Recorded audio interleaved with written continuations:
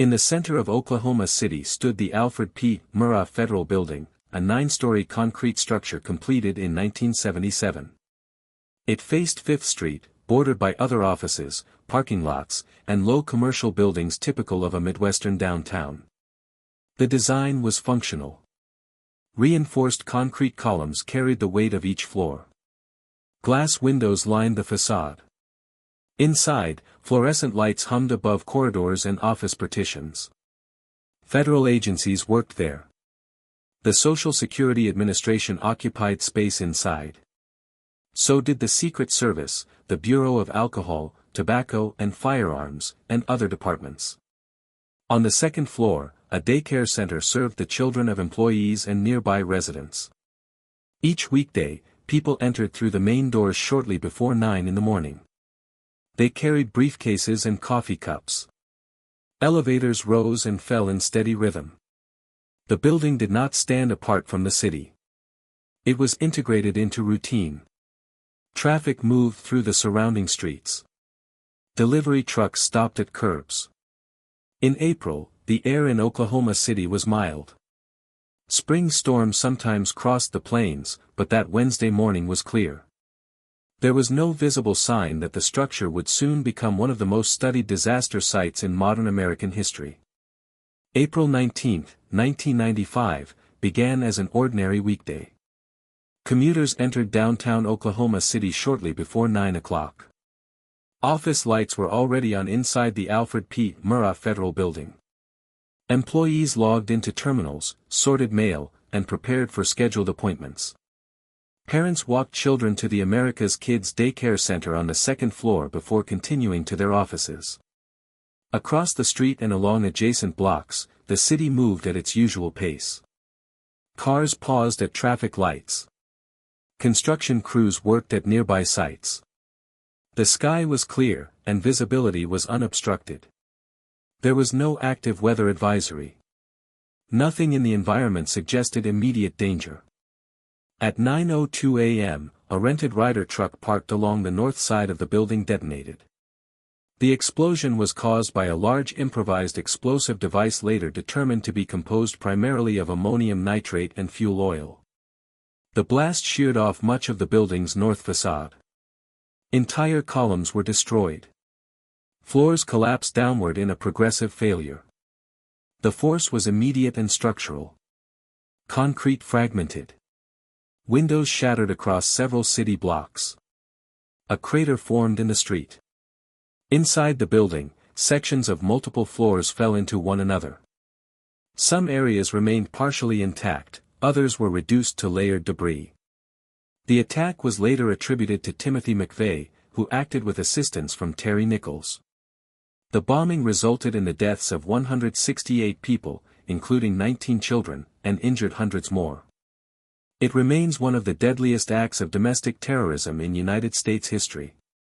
In the seconds after the blast, dust filled the air. Electrical systems failed in parts of the structure. Where offices had stood, there was now a mass of broken concrete, steel reinforcement, and office equipment.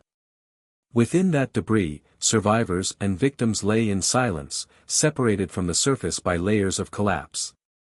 Joseph D. Roller was 34 years old in April 1995. He worked as a sheet metal mechanic and had been assigned to a construction project connected to the Murrah Federal Building. His job placed him in the lower levels of the structure on the morning of the bombing. He was not a federal employee, he was a tradesman performing contracted work inside the building. Roller had experience in construction environments. He understood structural materials, mechanical systems, and confined workspaces. The lower areas of large buildings were often loud and dim, filled with pipes, ventilation shafts, and service corridors. Movement through these spaces required attention and familiarity with the layout. Shortly before 9:02 a.m., he was working below ground level, near mechanical equipment. Above him, the building functioned as usual. There is no record of any warning reaching him before the explosion. When the truck bomb detonated, the structural columns along the north side of the building failed. Floors collapsed in sequence. Debris traveled downward through shafts and open areas. In the basement, concrete slabs and heavy materials dropped into confined spaces. Roller was struck and buried beneath falling debris.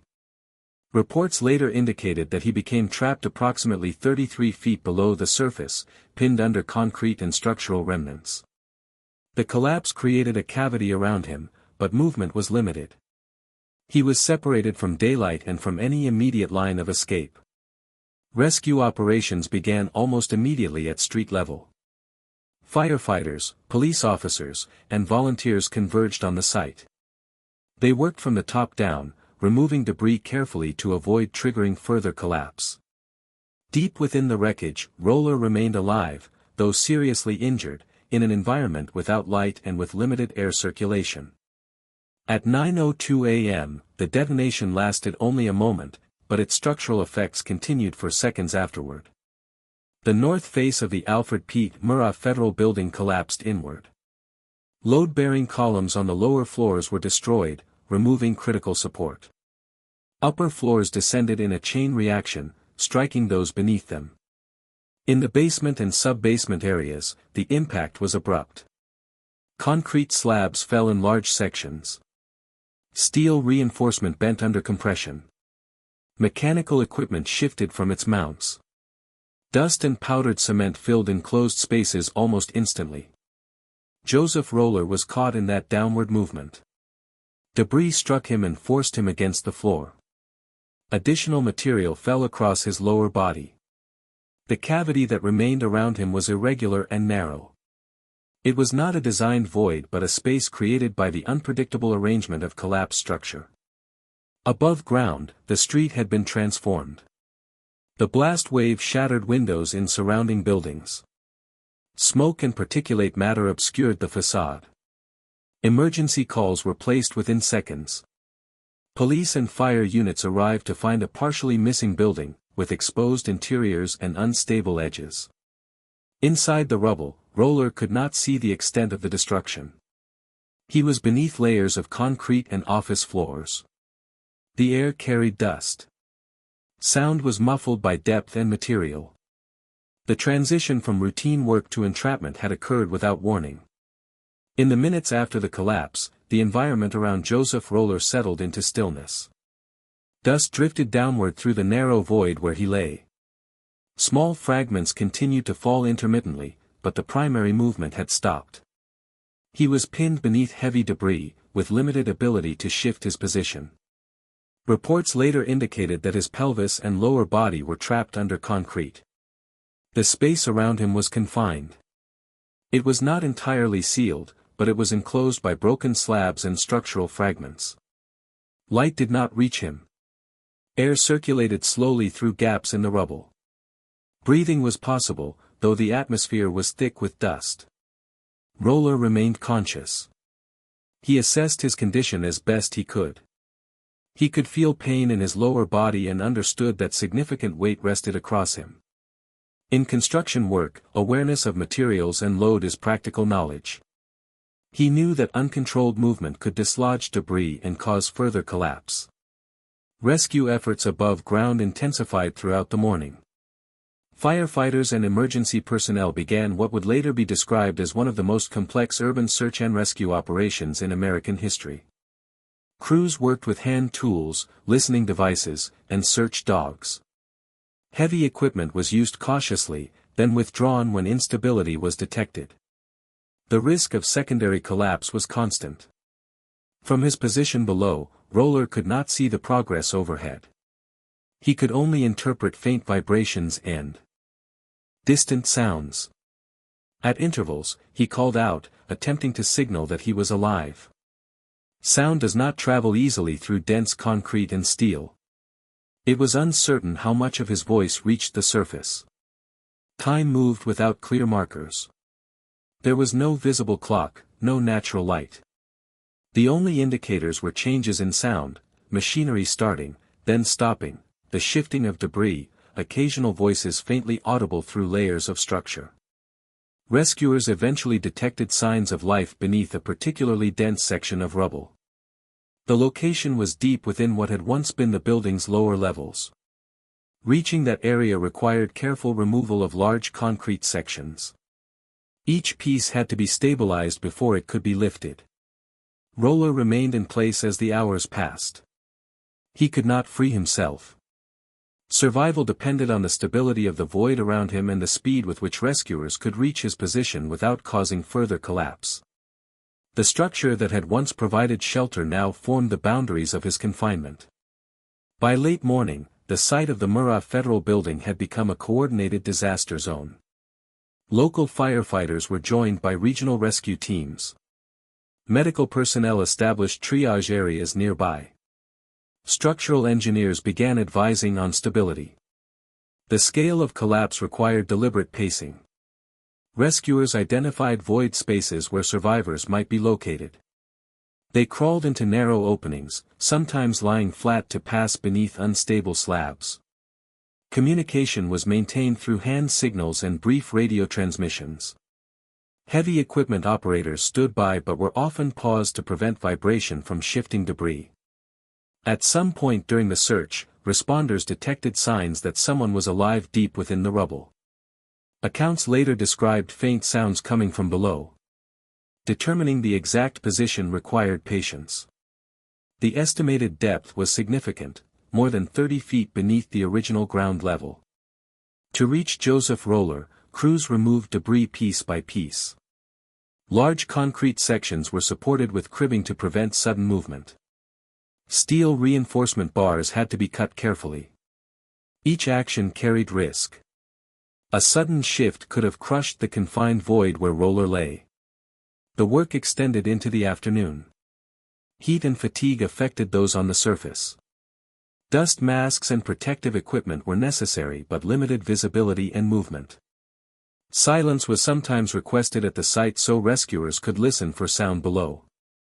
Eventually, rescuers established verbal contact. The confirmation that he was alive altered the focus of operations in that sector. Medical guidance was relayed down as access slowly improved. The goal was extraction without triggering further collapse or causing additional injury. The process was deliberate. No action could be rushed. Beneath the debris, Roller waited as the structure above him was dismantled one section at a time. As rescuers worked downward, Joseph Roller remained pinned beneath the weight of the collapsed structure. His injuries were severe. Reports later confirmed that his pelvis had been crushed, and circulation to his lower body was compromised. The pressure of the debris limited blood flow and increased the risk of systemic failure once the weight was removed. Medical personnel on the surface understood the danger of crush injuries. When a limb or lower body is compressed for an extended period, toxins can accumulate in the affected tissue. Sudden release may introduce those toxins into the bloodstream. Planning for extraction required coordination between rescuers and doctors positioned nearby. Roller was conscious for much of the entrapment. He responded when rescuers spoke to him through the narrow channel that had been opened. There are no recorded statements of extended conversation, only confirmation that communication occurred. His role during those hours was limited to endurance. Movement was not possible. Control was minimal. The physical environment remained unstable. Dust settled in layers. Small fragments occasionally shifted as debris was removed above. The void that protected him also threatened to close if weight was redistributed incorrectly. Time passed in increments measured by effort rather than minutes. The rescue continued through the afternoon. His survival depended not only on his own stability but on the precision of those dismantling the ruins overhead. Beneath 33 feet of rubble, time became indistinct. Daylight did not reach Joseph Roller. Sound was filtered through layers of concrete and twisted steel. The distant voices of rescuers were intermittent and often muffled. Air circulated slowly. Dust settled constantly. Roller's breathing was measured, constrained by the narrow cavity. Every small movement risked destabilizing the debris above. The environment was static and precarious, yet it allowed survival. Outside, crews continued to remove debris carefully. They paused to reinforce sections, then proceeded with small, deliberate movements. Instruments and listening devices were used to detect faint signs of life. Roller responded when prompted, ensuring rescuers remained aware of his presence. Hours passed. There was no clear sense of morning, afternoon, or evening. The human body adapts to such conditions by focusing on basic survival, breath, awareness, minimal motion. Roller's endurance depended on restraint and the methodical work above him. The wait stretched over several hours. Progress at the surface was slow but continuous. The structure had already proven fragile. Each removed section brought the rescuers closer, but also introduced risk. Late in the afternoon, the extraction team reached the final layers of debris surrounding Joseph Roller. Concrete slabs were carefully lifted with mechanical and manual assistance. Steel reinforcement was cut where necessary, and cribbing supported unstable sections. Roller was still conscious when the void above him widened enough for medical personnel to access his position. Movement was slow and deliberate to avoid exacerbating injuries. Once secured on a stretcher, he was lifted through the debris with support from multiple responders. The extraction marked the end of over 7 hours beneath the collapsed structure. He was transported to a nearby medical facility for immediate evaluation and treatment.